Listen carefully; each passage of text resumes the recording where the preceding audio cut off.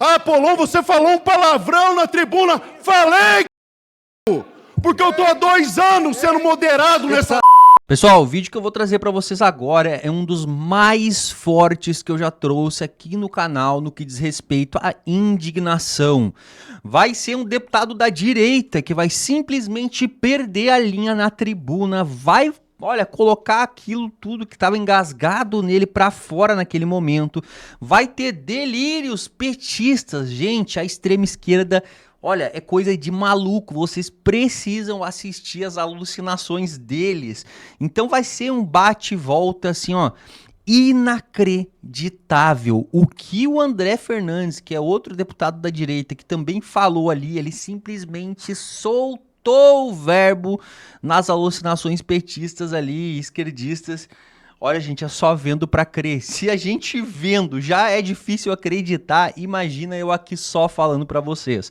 Então já chega aqui embaixo, deixando o like, compartilhar muito esse vídeo nos principais grupos de WhatsApp, Facebook e Telegram, porque é importante demais que mais pessoas vejam que essas narrativas esquerdistas estão cada vez piores, batidas, ninguém mais acredita.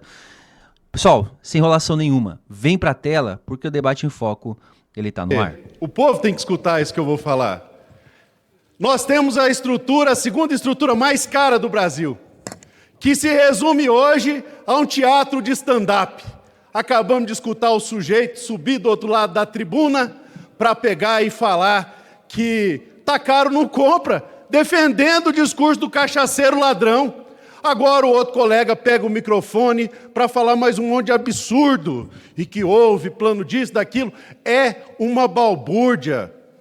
Como disse o Gilson aqui outro dia, fecha isso aqui. Se for para ser desse jeito, fecha isso aqui. Nós temos como atividade principal do parlamento falar. E nós temos hoje no Brasil um colega deputado federal preso porque fez um discurso na internet. Nós temos um colega parlamentar sendo processado hoje pela Polícia Federal porque ocupou essa tribuna aqui e fez um discurso. Nós temos uma colega deputada federal caçada porque fez um pronunciamento. O artigo 53 da Constituição assegura imunidade de opiniões, palavras e votos. Não interessa. Ah, mas ele disse isso. Ah, ele disse aquilo. Foda-se! Foda-se! Ah, Polon, você falou um palavrão na tribuna. Falei, caralho!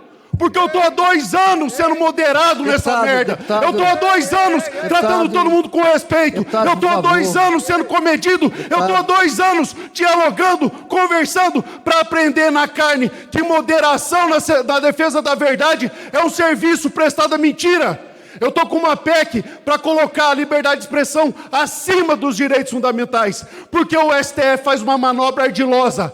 Ele coloca todos os direitos fundamentais num saco e quando ele quer, ele sai. Deputado, sem palavrão, tá? Se tiver palavrão, eu corto a fala, tá? Vou concluir. Sem palavrão. Vou concluir. Ele coloca os direitos fundamentais num saco e saca a modulação desses direitos e suprime os direitos fundamentais. Nós precisamos que o direito fundamental à liberdade de expressão esteja acima dos demais, para que jamais seja tolhido novamente. Isso resolve metade dos problemas do Brasil, porque a primeira das liberdades, a fundamental liberdade, a liberdade que não pode ser maculada, e foi nesse país, nessa ditadura, é a liberdade de expressão. Abaixa a ditadura.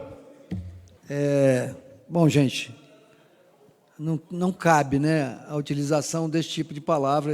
Agora escutem com muita atenção, porque uma deputada petista vai fazer a leitura de um discurso.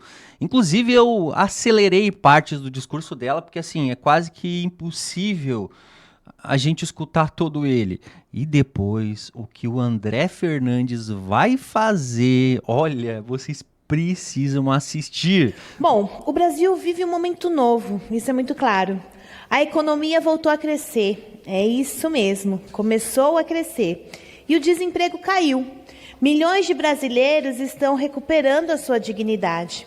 Mas a extrema-direita essa que o tempo todo fica aqui na tribuna falando mentiras, propagando na rede e fake news, ela está para confundir a população e apagar da memória do povo anos de fome e de miséria e impostos congelados pelo governo Bolsonaro. E o resultado desse desgoverno foi a fila do osso, as imagens, a doação de pele de frango do Brasil, que infelizmente voltou para o mapa da fome. A gente precisa falar, precisa lembrar e relembrar o governo que levou o país para o buraco. Ainda bem que não voltaram a governar esse país. Todos que aqui defendem a anistia e a volta do inelegível compactuam que esse plano de governo da fome. Agora, com o Lula, a realidade é outra. Os dados estão aqui para a gente comprovar. Garantindo a comida na mesa do povo brasileiro e acabando com a miséria. Em apenas 2 anos do governo Lula, 24 milhões de brasileiros saíram do mapa da fome. A pobreza atingiu o menor nível desde 2012. Só em 2023, 8,7 milhões saíram da pobreza e 3 milhões de pessoas saíram da extrema pobreza. E quando a gente olha números recentes, a gente tem que dar e enxergar os avanços do presidente Lula. Não podemos esquecer que o absurdo da proposta que foi colocado pelo ministro Paulo Guedes, que sugeriu que restos de comida fossem destinados aos mais pobres. A verdade sempre vencerá a mentira e o Brasil seguirá reconstruindo a dignidade. Muitíssimo obrigado, presidente. Peço, por favor, que o meu discurso vá à voz do Brasil. Obrigada. É difícil a gente ouvir tanta mentira aqui no plenário desta Câmara e continuar de forma tranquila. A gente percebe que o discurso é tão mentiroso e que falta tanta verdade que sequer consegue se pronunciar. É uma leitura feita por algo que algum assessor deve ter escrito, buscando dados mentirosos. Mas o Brasil está aí, eu venho lá do Nordeste, Nordeste esse que, na última eleição, deu uma ampla maioria de votação ao atual presidente Lula, mas que hoje sim vive e enfrenta a verdadeira fila do osso. Eu não sei qual é o Brasil que estão falando aí, falaram desse lado da tribuna, mas lá no meu Ceará, lá no meu Nordeste, toda vez que você passa numa rua, você topa com alguém que fez o L e se arrepende. O nordestino acordou e a resposta virá no próximo ano. Obrigado, senhor presidente. Ora, voltar o governo Bolsonaro é voltar os ataques à democracia, é voltar à lógica fascista de anular o outro, é voltar, inclusive, à fome, porque atingiu mais de 30 milhões de brasileiros e brasileiras durante aquele governo. Aí me vem aqui dizer que o povo nordestino se arrependeu de fazer o L em Fortaleza. O PT ganhou. O PT ganhou as eleições. As últimas eleições, no ano passado, foram ganhas em Fortaleza pelo PT.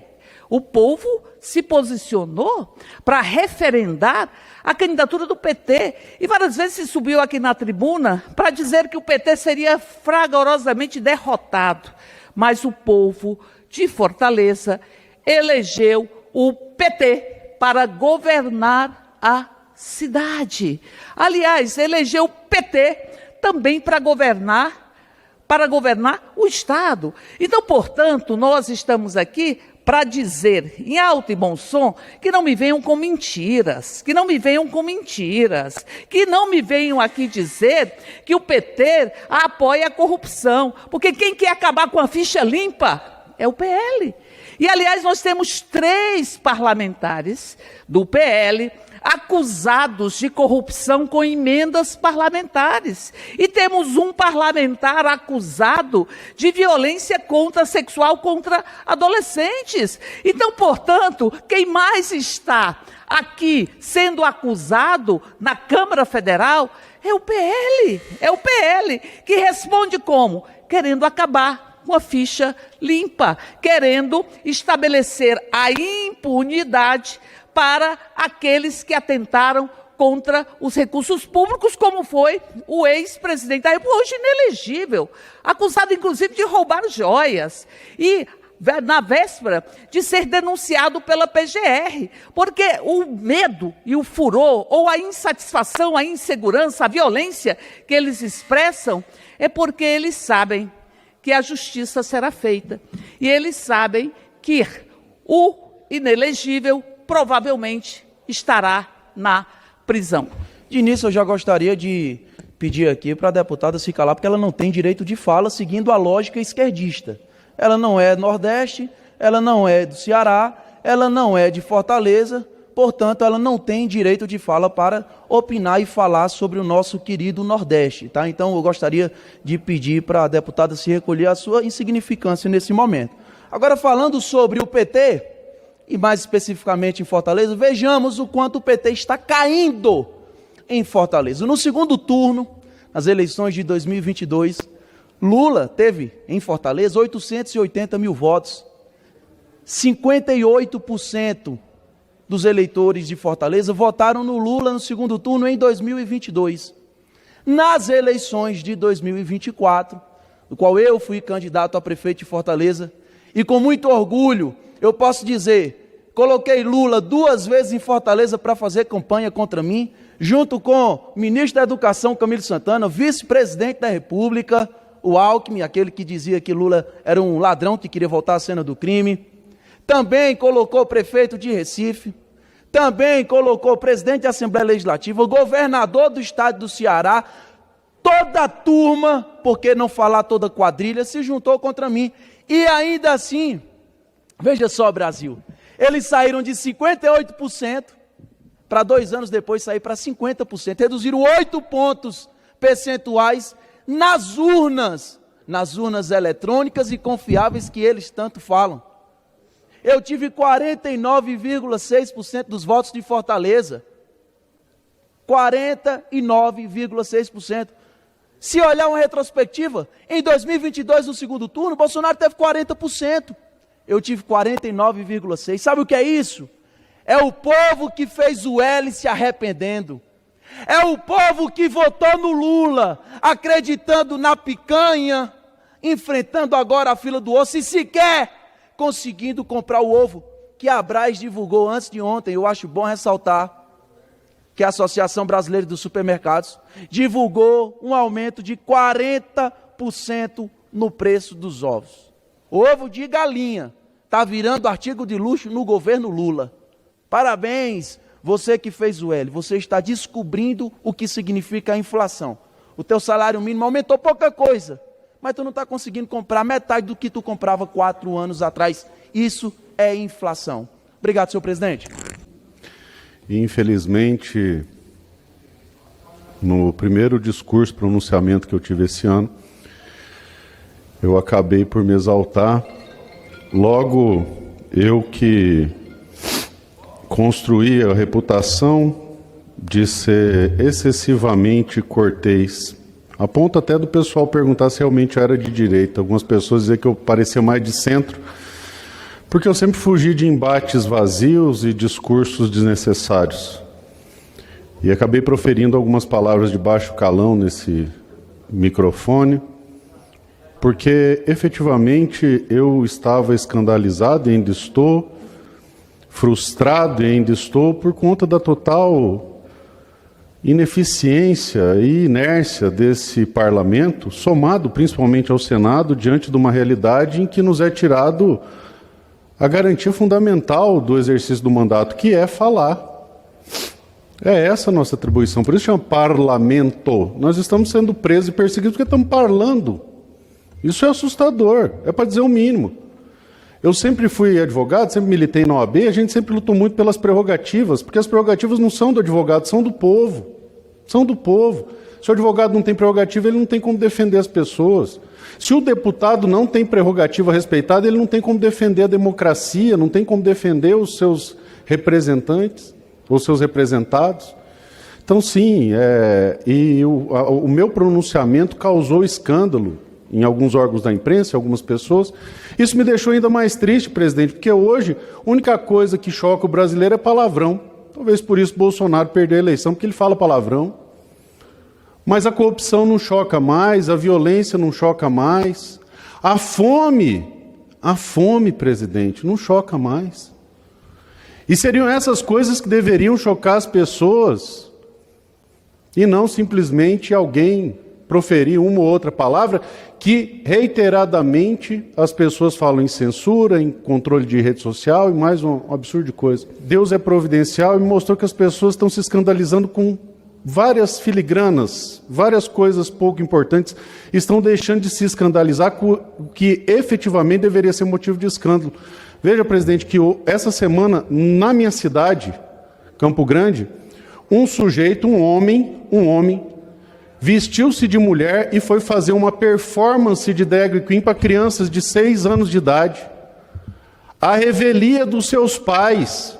Você manda seu filho de 6 anos de idade para a escola para ter acesso a um show de drag queen sem que você sequer tenha o direito de saber. E agora ele está se vitimizando nas redes, estou sendo perseguida. E os pais dessas crianças que não tiveram sequer o direito de falar, não, eu mando meu filho, avisa que vai ter, eu mando se eu quiser, pois o pátrio poder é dos pais. Sou deputado federal da esquerda, católico. Se eu estou aqui é porque eu devo à Igreja Católica e eu me dá ânsia de vômito quando vejo seres humanos se esconder atrás da Bíblia e atrás da imagem de Deus. Pessoal, e eu confesso pra vocês, também me dá ânsia de vômito. Ouvi a tamanha asneira que a esquerda fala. É muita, mas muita bobagem. Como é que tem gente que cai nessa balela? A pergunta é essa. E agora eu quero saber de vocês. Comentem muito aqui embaixo. Se vocês querem um vídeo também com notícias no dia de hoje, tem notícias importantes saindo aí de denúncia que o ex-presidente Bolsonaro fez ao relator da OEA. Além do que, tem também uma prévia de que o Paulo Gonet da PGR já estaria com o seu relatório, seu posicionamento pronto e ofereceria sim a denúncia ao STF quanto ao inquérito que envolve o ex-presidente Bolsonaro. A turma do PT tá falando já em 28 anos de prisão, gente. Olha, é cada uma. Bom, curte, comenta, compartilha muito e fica ligado que logo mais já pode ter um novo vídeo aqui no canal Debate em Foco.